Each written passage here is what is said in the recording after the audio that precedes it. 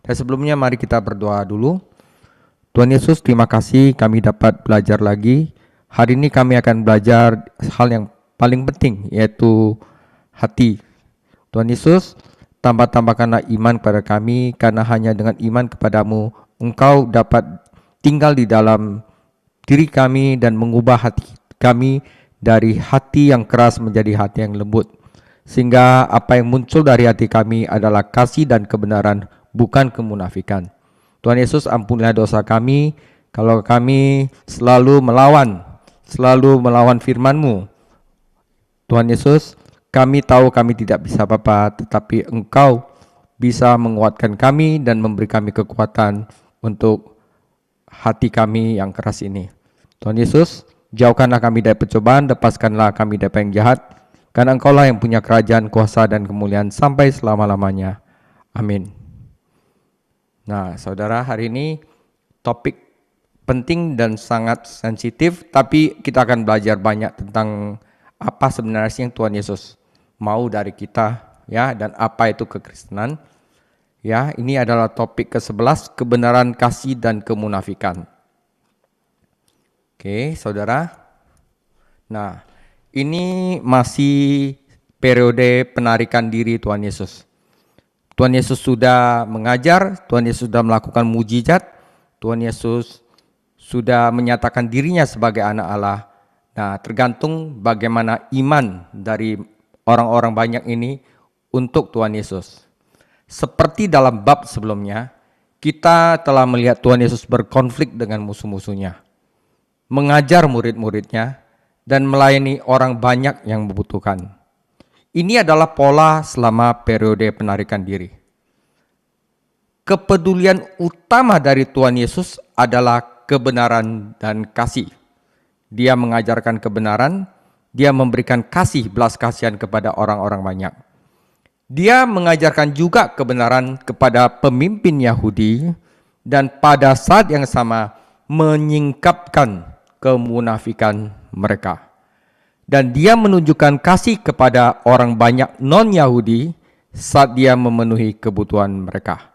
Jadi belas kasihan di sini dia lakukan terhadap semua orang non-Yahudi. Oke saudara, dengan mempelajari dua kepedulian utama Tuhan Yesus, kita akan dapat memahami pesan dari pasal ini, yaitu pertama tentang kebenaran, dia menolak tradisi Yahudi. Karena apa? Karena munafik. Dan kedua adalah kasih, bagaimana dia menanggapi kebutuhan orang-orang non-Yahudi. Itu saja topik hari ini. Kita baca dulu perikop pertama adalah bagaimana dia menolak tradisi orang Yahudi karena munafik, bukan dari hati mereka untuk mengajarkan kebenaran, ya. Kemudian datanglah beberapa orang Farisi dan ahli Taurat dari Yerusalem kepada Yesus dan berkata, "Mengapa murid-muridmu melanggar adat istiadat nenek moyang kita? Mereka tidak membasuh tangan sebelum makan." Tetapi jawab Yesus kepada mereka, "Mengapa kamu pun melanggar perintah Allah demi adat istiadat nenek moyangmu? Sebab Allah berfirman, hormatilah ayahmu dan ibumu, dan lagi, siapa yang mengutuki ayahnya dan ibunya pasti dihukum mati. Tetapi kamu berkata, barang siapa berkata kepada bapaknya atau kepada ibunya, apa yang ada padaku yang dapat digunakan untuk pemeliharaanmu, sudah digunakan untuk persembahan kepada Allah. Orang itu tidak wajib lagi menghormati bapaknya dan ibunya. Dengan demikian, firman Allah yang kamu nyatakan tidak berlaku demi adat istiadatmu sendiri. Hai orang-orang munafik, benarlah nubuat Yesaya tentang kamu.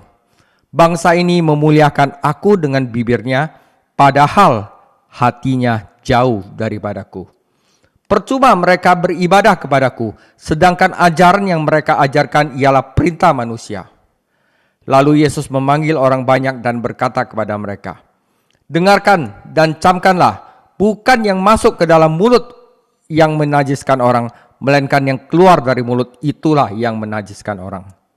Maka datanglah murid-muridnya dan bertanya kepadanya, "Engkau tahu bahwa perkataanmu itu telah menjadi batu sandungan bagi orang-orang Farisi?"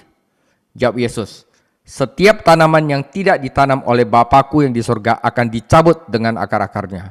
Biarkanlah mereka itu. Mereka orang buta yang menuntun orang buta. Jika orang buta menuntun orang buta, pastilah keduanya jatuh ke dalam lubang. Lalu Petrus berkata kepadanya, jelaskanlah perumpamaan itu kepada kami. Jawab Yesus, kamu pun masih belum dapat memahaminya. Tidak tahukah kamu bahwa segala sesuatu yang masuk ke dalam mulut turun ke dalam perut lalu dibuang di jamban? Tetapi apa yang keluar dari mulut berasal dari hati, dan itulah yang menajiskan orang. Karena dari hati timbul segala pikiran jahat, pembunuhan, perzinahan, percabulan, pencurian, sumpah palsu, dan hujat. Itulah yang menajiskan orang. Tetapi makan dengan tangan yang tidak dibasuh tidak menajiskan orang. Oke, saudara, saya akan jelaskan ini. Ini penting sekali. Ya, peristiwa dramatis ini melibatkan 3 permintaan dan 3 jawaban. Pertama, ahli Taurat dan orang Farisi.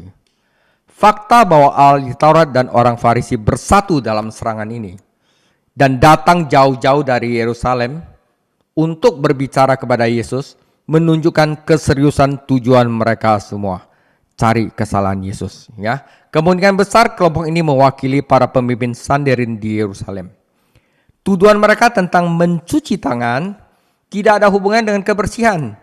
Mereka merujuk pada upacara pencucian orang Yahudi yang sangat ortodok. Mereka seakan-akan mengatakan sudah cukup buruk bahwa Yesus dan murid-muridnya bergaul dengan orang-orang buangan. Tetapi mereka bahkan tidak berusaha untuk cuci tangan atau disucikan. Tentu saja dengan membuat tuduhan ini, para pemimpin agama ini memaksa Yesus untuk berurusan dengan fondasi iman tradisi agama mereka. Jika Yesus ketahuan menolak tradisi suci bangsa itu, maka dia seorang bidat. Nah, dari mana tradisi-tradisi ini berasal? Tradisi-tradisi ini diturunkan dari para guru generasi sebelumnya. Tradisi-tradisi ini pada awalnya adalah hukum lisan yang kata para rabi diberikan Musa kepada para tua-tua dan mereka wariskan kepada bangsa itu. Hukum lisan ini akhirnya ditulis dan menjadi yang namanya Mishnah. Sayangnya, karena ini adalah ajaran manusia, Mishnah menjadi lebih penting dan lebih berwibawa daripada hukum asli Musa. Balasan Tuhan kita terhadap tuduhan mereka dimulai dengan sebuah tuduhan. Mereka lah yang melanggar hukum Allah dengan menjalankan tradisi mereka. Ia kemudian melanjutkan dengan sebuah ilustrasi. Praktek mereka adalah tentang korban. Kata Ibrani korban adalah hadiah. Jadi kayak kita memberi persembahan itu adalah hadiah. Jika seorang Yahudi ingin terbebas dari beberapa tanggung jawab finansial, ia akan menyatakan barang-barangnya sebagai korban, yaitu hadiah bagi Allah. Ini berarti ia terbebas dari kewajiban lain seperti merawat orang tuanya. Namun dengan melakukan hal itu, orang itu kehilangan kuasa firman Allah dalam hidupnya dan demikian merusak karakternya dan kehilangan berkat Allah. Yesus mengakhiri jawabannya dengan sebuah penerapan. Yesus menjelaskan bahwa ketaatan pada tradisi akan membuat seorang tidak taat pada firman Tuhan dan ini membuktikan bahwa tradisi itu salah. Keluaran 20 ayat 12 mengajarkan seseorang untuk menghormati ayah dan ibunya. Namun aturan korban akan membuat seseorang tidak menghormati orang tuanya. Ada alasan dan pada saat yang sama juga tidak menaati Tuhan. Tradisi adalah sesuatu yang eksternal, sedangkan kebenaran Tuhan itu bersifat internal, yaitu di dalam hati. Orang-orang menaati tradisi untuk menyenangkan manusia atau mendapatkan status.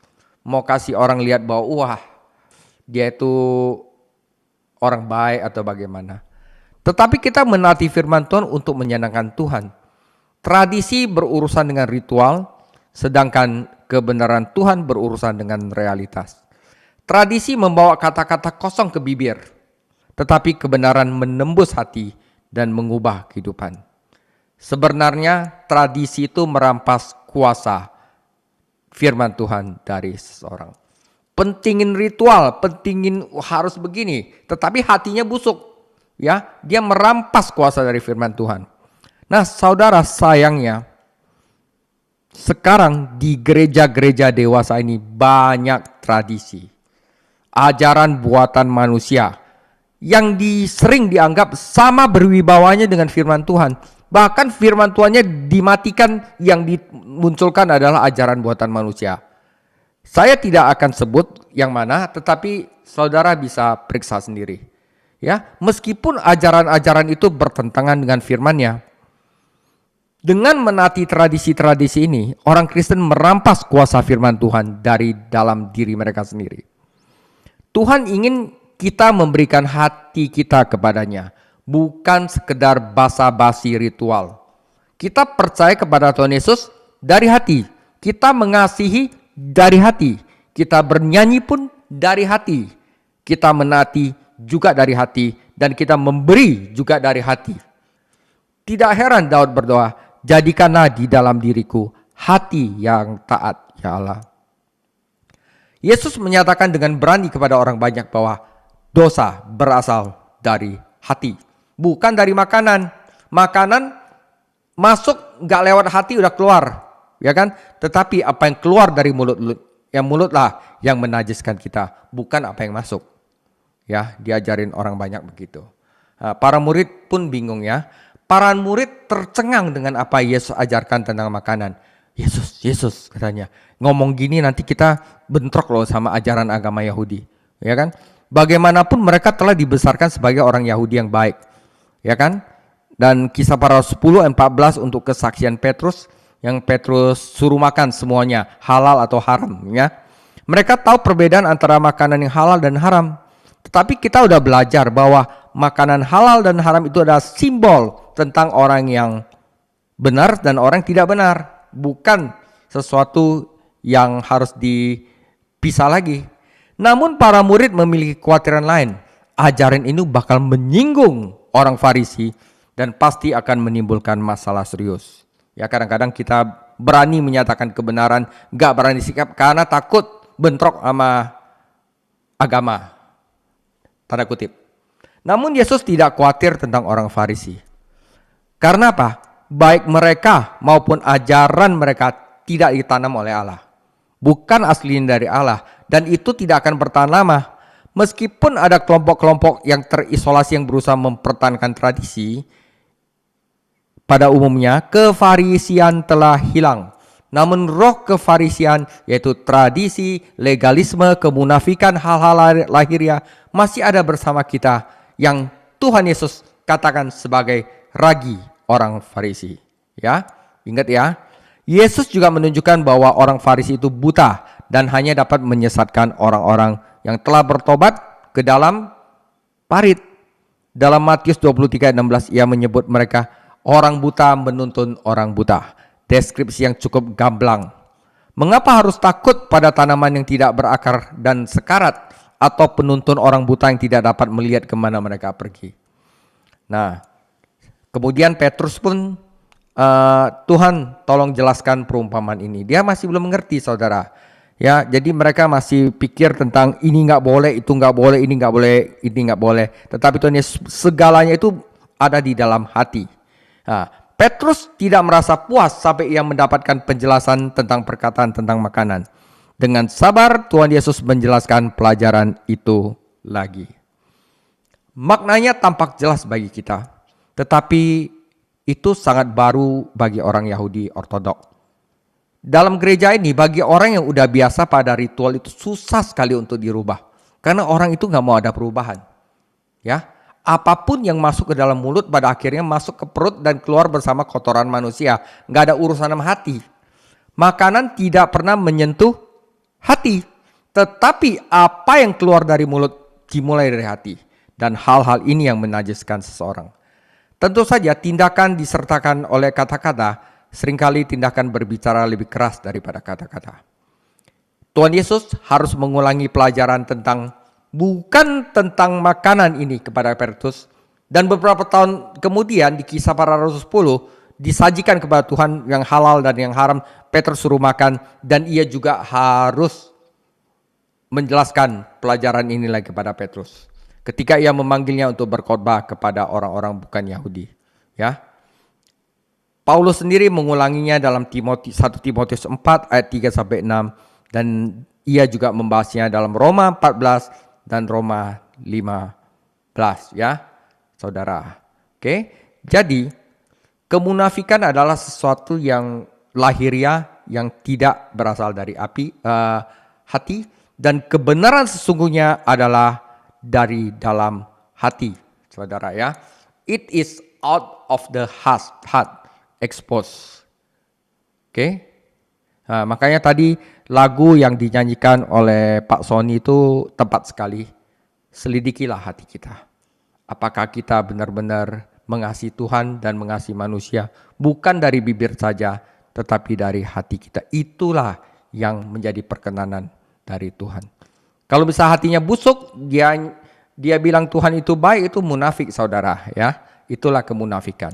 Nah, saudara, sekarang ini karena dia ditolak oleh orang-orang dari negara sendiri, bangsanya sendiri, Tuhan Yesus melakukan mujizat, tetapi kali ini khusus untuk orang-orang non-Yahudi, ya.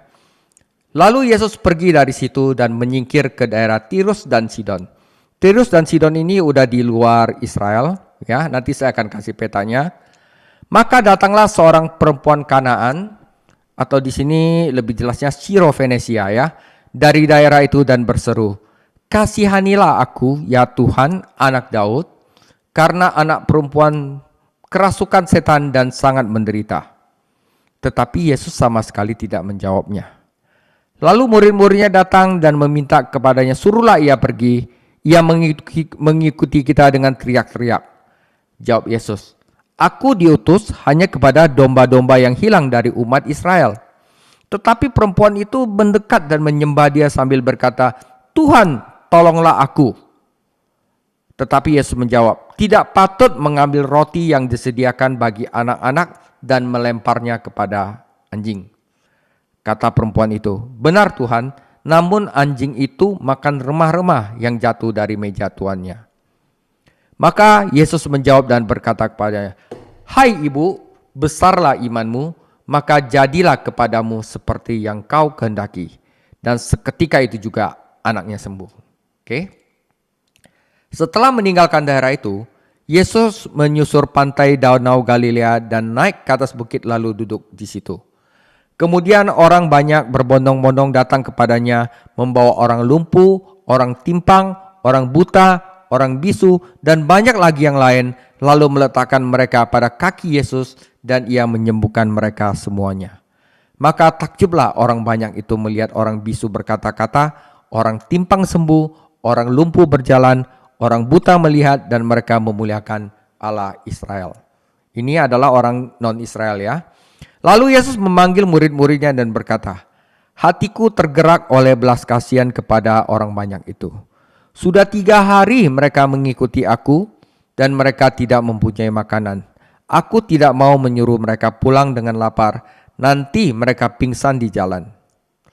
Kata murid-muridnya kepadanya, "Bagaimana di tempat sunyi ini kita mendapatkan roti untuk mengenyangkan orang banyak yang begitu besar jumlahnya?" Kata Yesus kepada mereka, "Berapa roti ada padamu?" 7, jawab mereka, "dan ada lagi beberapa ikan kecil." Lalu Yesus menyuruh orang banyak itu duduk di tanah. Sesudah itu ia mengambil ke-7 roti dan ikan-ikan itu, mengucap syukur, memecah-mecahkannya dan memberikannya kepada murid-muridnya. Lalu murid-muridnya memberikannya pula kepada orang banyak. Dan mereka semuanya makan sampai kenyang. Kemudian orang mengumpulkan potongan-potongan roti yang sisa 7 bakul penuh. Yang ikut makan adalah 4.000 laki-laki, tidak termasuk perempuan dan anak-anak. Ya. Lalu Yesus menyuruh orang banyak itu pulang. Ia naik perahu dan bertolak ke daerah Magadan. Oke. Ini adalah belas kasihan Yesus kepada orang-orang non-Yahudi. Ya. Kasih, dia menanggapi kebutuhan orang-orang non-Yahudi. Sekali lagi, orang Farisi, ahli Taurat, dan bahkan tempat keluarganya tidak percaya sama dia. Ya. Tetapi orang-orang, lalu Yesus berangkat ke Tiro, Sidon, dan Dekapolis. Ya. Ini adalah tempat-tempat orang non-Yahudi. Yesus tidak hanya mengajarkan bahwa tidak ada makanan yang najis. Tetapi ia mempraktekkan ajarannya dengan pergi ke wilayah-wilayah orang-orang non-Yahudi yang dianggap orang najis. Ia meninggalkan Israel dan mengundurkan diri lagi, kali ini ke daerah Tirus dan Sidon. Orang-orang non-Yahudi dianggap najis oleh orang-orang Yahudi. Bahkan orang-orang Yahudi menyebut orang-orang non-Yahudi sebagai anjing. Bahwa Yesus akan melayani orang-orang non-Yahudi bukanlah hal yang mengejutkan. Meskipun pada saat itu penekanan Yesus adalah pada pelayanan kepada orang Israel. Oke, sekarang pertama adalah orang yang kerasukan setan. Yesus berusaha untuk tetap bersembunyi. Tetapi entah bagaimana perempuan Kanaan, orang Sirofenisia ini mendengar di mana ia berada dan datang kepadanya dengan kebutuhannya. Ingatlah bahwa Tuhan kita menanggapi perempuan ini sebagaimana yang ia lakukan, bukan untuk menghancurkan imannya, tetapi untuk mengembangkan iman perempuan ini. Jawabannya sendiri menunjukkan bahwa ia bertumbuh dalam iman dan tidak mau membiarkannya pergi tanpa mendapatkan jawaban. Oke, saudara, ini perempuan Sirofenisia. Ya, dia minta anaknya kerasukan setan disembuhkan Tuhan Yesus. Tadi Yesus ngetes imannya dengan berkata demikian. Jadi saudara, Samuel Rutherford yang saleh menyatakan prinsip ini dengan sempurna. Pekerjaan iman adalah untuk menuntut dan menantang kasih karunia dari semua pukulan Tuhan yang paling kasar. Nah, saudara, pertama-tama orang Sirofenisia ini, ibu ini mendekatinya, dia katakan anak Daud. Dia jelas-jelas menempatkan dirinya di atas tanah orang Yahudi. Dan ini tidak dapat dia lakukan karena dia adalah seorang non-Yahudi. Tentu saja gelar ini mengungkapkan imannya kepada Mesias Allah karena anak Daud adalah nama untuk Mesias. Karena dia datang kepadanya dengan istilah Yahudi, Tuhan Yesus diam aja. Tentu saja dia tahu hatinya dan bahkan keheningannya mendorongnya untuk terus meminta. Dia lagi ngetes imannya. Murid-murid Tuhan Yesus, para pengikutnya yang tidak sabar terus-menerus berteriak, "Usir dia!" Ya, kita tidak yakin apakah yang mereka maksud, berikanlah apa yang dia inginkan dan singkirkan dia, atau hanya usir dia. Dalam kedua kasus tersebut, mereka tidak menunjukkan banyak belas kasihan, baik untuknya maupun putrinya yang dirasukin setan. Jawaban Tuhan Yesus pada Matius 15 ayat 24 menunjukkan bahwa mereka mungkin ingin dia menjawab permintaannya. Kita tidak dapat tidak mengagumi kesabaran dan kegigihan ibu non-Yahudi ini. Kali ini dia tidak berkata anak Daud. Dia katakan, "Tuhan, tolonglah aku," adalah permohonan berikutnya. Dan kali ini ia menghindari gelar mesianik apapun. Ia datang sebagai orang berdosa yang membutuhkan pertolongan. Dan ia tidak membantah. Dalam jawaban ini, Yesus tidak memanggilnya anjing sebagaimana orang Farisi memanggil orang Yahudi anjing. Kata Yunani di dalam anjing sini berarti anjing peliharaan kecil, saudara. Ya, jadi jangan salah sangka Tuhan Yesus kasar. Ini maksudnya anjing peliharaan kecil ada di dalam satu rumah, saudara. Bukan anjing kampung yang kotor yang berlarian di jalan dan memakan sampah. Anak-anak tentu saja merujuk kepada orang Israel. Ya, Yesus tidak mempermainkan wanita itu. Ia juga tidak berusaha mempersulit situasi. Ia sedang memancing respon iman yang bertumbuh di dalam diri wanita itu. Ia segera menangkap ilustrasinya tentang roti dan anak-anak yang persis seperti ia inginkan darinya. Kita dapat mengutip jawabnya, "Memang benar bahwa kita orang non-Yahudi tidak duduk di meja seperti anak-anak dan makan roti. Tetapi bahkan anjing peliharaan kecil di bawah meja dapat memakan remah-remahnya." Sungguh kesaksian iman yang luar biasa, saudara. Iman inilah yang diakui Yesus. Ya, di mana orang-orang Yahudi, orang-orang sekampungnya menolak dia, tetapi orang non-Yahudi ini dengan gigih menyaksikan imannya. Ya, dan segera Yesus menyembuhkan putrinya. Perlu dicatat bahwa kedua orang dalam Injil Matius yang memiliki iman yang besar adalah orang-orang non-Yahudi. Wanita Kanaan ini dan perwira Romawi. Ya, Bahkan dalam kedua kasus tersebut Yesus menyembuhkan orang yang membutuhkan dari jarak jauh. Ya, secara rohani orang-orang non-Yahudi berada jauh sampai Kalvari ketika Yesus mati untuk orang-orang Yahudi dan non-Yahudi dan memungkinkan rekonsiliasi antara orang-orang Yahudi dan orang-orang Yahudi non-Yahudi yang ditempatkan dalam satu wadah yang disebut gereja. Ya, iman wanita ini besar karena dia tetap meminta dan percaya ketika segala sesuatu tampaknya menantangnya. Tentu saja rasnya menentangnya. Ya, dia bukan orang Yahudi. Dia adalah seorang non-Yahudi. Jenis kelaminnya menentangnya. Karena sebagian besar rabi Yahudi kurang menganggap wanita. Tampaknya para murid menentangnya dan kata-kata Kristus mungkin telah menuntutnya untuk percaya bahwa bahkan Yesus pun menentangnya. Tetapi dengan semua rintangan ini hanya membuatnya tetap meminta. Itulah iman yang Tuhan Yesus respect. Nah, setelah sembuh, Yesus pun datang ke Dekapolis, ya. Di sini dia banyak menyembuhkan orang sakit dan orang cacat. Yesus meninggalkan daerah perbatasan Tirus dan Sidon dan pergi ke Dekapolis. Ya. Saudara, ini Israel, ya. Waktu Yesus menyembuhkan orang Kanan itu ada di Tirus dan Sidon, daerah sini, bukan Israel lagi. Dan sudah itu dia menyusuri pantai Galilea. Nah, daerah sini adalah Dekapolis.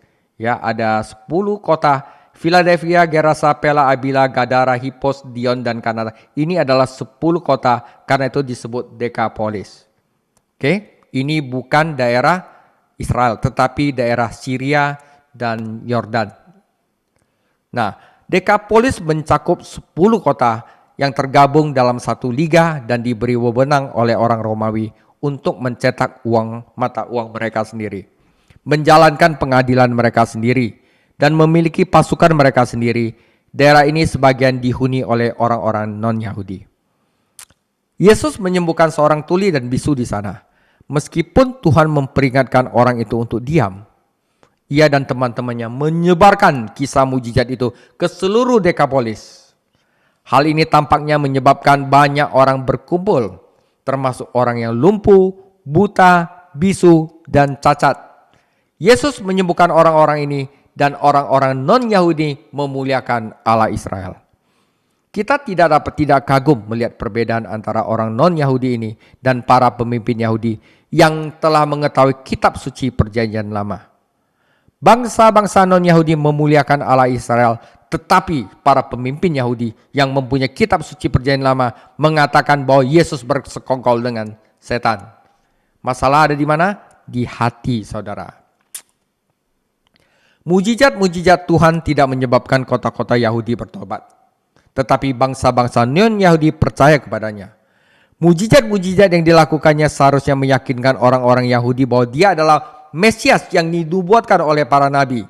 Yesus ternyata kagum dengan iman seorang prajurit non-Yahudi dan seorang ibu yang non-Yahudi. Namun dia heran dengan ketidakpercayaan umatnya sendiri. Ya, saudara. Nah, setelah banyak orang berkumpul selama 3 hari, saudara, ya, Yesus banyak menyembuhkan orang buta, sakit, lumpuh, dan sebagainya.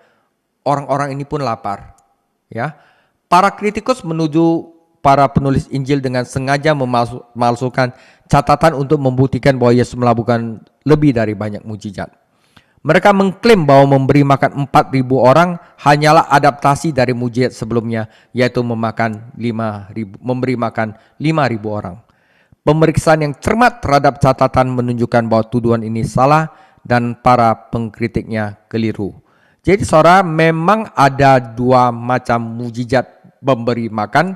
Yang pertama adalah memberi makan 5.000 orang, yang kedua adalah 4.000 orang. Ya. Nah, saudara, bagan ini menunjukkan perbedaan antara kedua peristiwa ini. Merismus memperbandingkan 2 ekstrim yang menjelaskan arti keseluruhannya, ya. Memberi makan 5.000 orang, semuanya rata-rata orang Yahudi. Tetapi waktu Yesus memberi makan 4.000 orang, utamanya semuanya adalah orang non-Yahudi. Ini di Galilea, ini ada di Dekapolis, ya. Ini ada di Galilea dekat Bethsaida, ini ada di Dekapolis. Yang memberi makan 5.000 orang ada 5 roti 2 ikan, yang ini 7 roti sedikit ikan. Ini sisa 12 bakul, ini sisa 7 bakul. Yang di Galilea kerumunan 1 hari bersama Yesus, tetapi yang 4.000 orang kerumunan 3 hari bersama Yesus. Ini dilakukan pada musim semi, ini dilakukan musim panas. Setelah kasih makan 5.000 orang, mereka semua ingin menjadikan Yesus raja. Tetapi di sini tidak ada respon populer, hanya rasa syukur. Nah, jadi ada 2 hal yang ekstrim, satu untuk orang Yahudi, satu untuk orang Yahudi. Jadi apa artinya Tuhan Yesus memelihara baik orang Yahudi maupun orang Yahudi. Dan tidak ada lagi orang Yahudi dan orang non-Yahudi, semuanya adalah satu di dalam Yesus Kristus. Ya, untuk sekarang. Karena 4.000 orang itu telah bersamanya selama 3 hari, mereka telah menghabiskan persediaan makanan mereka sendiri. Hati Tuhan Yesus yang penuh belas kasihan tidak mengizinkan untuk membiarkan mereka melanjutkan perjalanan dalam keadaan lapar, karena takut mereka pingsan di tengah jalan. Motif pertama dari mujizat ini hanyalah untuk memenuhi kebutuhan manusia. Orang-orang telah melihat mujizatnya dan memuliakan Allah. Jadi mujizat itu bukan untuk tujuan mencapaikan khotbah atau mengesahkan pelayannya, murni belas kasihan. Tetapi mujizat ini memiliki tujuan khusus bagi murid-muridnya. Ya, kita heran mereka lupa akan mujizat memberi makan 5.000 orang. Mereka bilang, bagaimana kita bisa dapat roti di sini tempat yang sunyi? Karena ke-12 murid itu bingung ketika mereka seharusnya berkata, tenang saja, Tuhan Yesus dapat memperbanyak roti dan ikan, jadi kita tidak perlu khawatir. Tentu saja mereka mungkin berpikir bahwa Yesus tidak dapat melakukan atau tidak akan melakukan mujizat semacam itu di wilayah non-Yahudi. Atau mungkin fakta bahwa orang banyak sebelumnya telah mencoba menjadikan raja sehingga menyebabkan Tuhan Yesus menghindari untuk mengulangi mujizat itu. Ya. Seperti dalam memberi makan 5.000 orang, mujizat ini terjadi di tangan Yesus. Ketika Yesus memecah-mecah roti dan memberikannya kepada murid-muridnya, roti itu berlipat ganda. Semua orang makan dan semua orang kenyang. Sekali lagi, Yesus memerintahkan agar potongan-potongan roti dikumpulkan agar tidak ada yang terbuang. Kemampuan untuk melakukan mujizat tidak memberikan otoritas untuk menyia-nyiakan karunia Allah, itu maksudnya. Kata yang diterjemahkan sebagai keranjang dalam Matius 15 ayat 37 berarti keranjang besar. Ya, keranjang itu ada jenis keranjang yang sama yang digunakan untuk menurunkan Paulus dalam tembok Damaskus. Jadi dapat isi 1 orang untuk diturunkan gitu loh ya. Kata untuk keranjang dalam Matius 14 ayat 20 berarti keranjang anyaman. Jenis yang dibawa seseorang dengan makanan untuk bekal atau barang-barang lain di dalamnya. Oke, saudara. Jadi keranjang yang ini adalah keranjang besar. Keranjang yang di Matius 14 adalah keranjang anyaman. Ya, ini hanya bisa kita tahu kalau kita belajar bahasa Yunaninya. Fakta bahwa kedua kata yang berbeda ini digunakan merupakan bukti lebih lanjut bahwa memang ada kedua mujizat yang berbeda. Yesus tidak menyampaikan khotbah kepada orang banyak ini tentang roti hidup, seperti yang dia lakukan kepada orang-orang Yahudi di Kapernaum setelah memberi makan 5.000 orang. Fakta mengenai mana perjanjian lama dan roti Allah pastilah asing bagi orang-orang Yahudi ini. Yesus selalu menyesuaikan ajarannya dengan kebutuhan dan pemahaman orang-orang yang ia layani. Oke saudara, kita akan sampai ke penutup. Ini adalah kesimpulan. Sebelum meninggalkan Matius 15, mari kita tinjau beberapa pelajaran rohani yang tergantung di dalamnya bagi kita. Saudara, musuh kebenaran seringkali adalah orang-orang religius yang hidup menurut tradisi manusia. Setan seringkali menggunakan agama untuk membutakan pikiran-pikiran orang berdosa terhadap kebenaran sederhana dari firman Tuhan. Yang kedua, kita harus waspada terhadap sistem agama apapun yang memberi kita alasan untuk berbuat dosa dan tidak menaati firman Tuhan. Yang ketiga, kita juga harus waspada terhadap penyembahan yang keluar dari bibir, bukan dari hati. Munafik maksudnya ya. Saudara, jika kita mengutamakan hati kita untuk diproses Tuhan, mengutamakan manusia batinnya kita, maka manusia lahir kita akan menjadi yang seperti Tuhan inginkan. Kekudusan sejati itu berasal dari dalam hati, bukan dari luar, saudara. Dan yang kelima, kadang-kadang sulit untuk melepaskan diri dari tradisi. Orang-orang itu benci akan perubahan. Ada sesuatu di dalam diri kita yang ingin berpegang pada masa lalu dan tidak membuat perubahan apapun. Bahkan Petrus pun susah untuk berubah. Petrus pun harus belajar dari kesalahannya 2 kali. Nah, satu lagi, kita tidak usah lagi membatasi Kristus kepada satu bangsa, misalnya Israel, atau satu golongan saja. Memang Injil pertama-tama datang kepada orang Yahudi. Tetapi sekarang Injil diperuntukkan bagi semua orang di semua bangsa. Sebab barang siapa yang berseru kepada nama Tuhan akan diselamatkan. Roma 10 ayat 13. Tuhan Yesus memberkati. Ya, minggu depan kita akan mulai belajar tentang iman.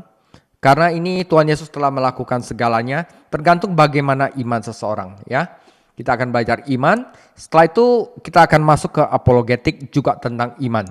Apa itu iman Kristen? Ya, dan apa itu iman dalam arti yang lebih tinggi. Tuhan Yesus memberkati.